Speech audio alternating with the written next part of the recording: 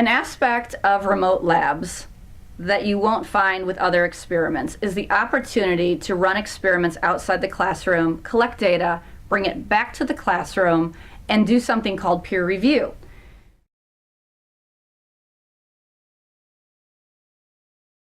I had never used peer review in my classroom before.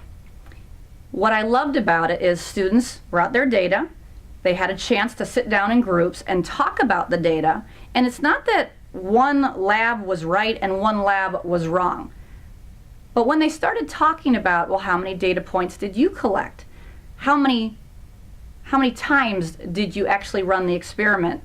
All these little factors that you might not think about the first time you do the lab, you suddenly realize, well, maybe they did things in their lab that I should have done. Maybe their lab was better for these reasons, and because of that, the student is curious and goes back and runs the lab a second time and does a better scientific design. They're doing true experimentation. They're doing the things that scientists do every single day. And I think that aspect of peer review is something we need more of at the high school level. And because you do the lab remotely, you have that time available in your classroom to have those really important discussions.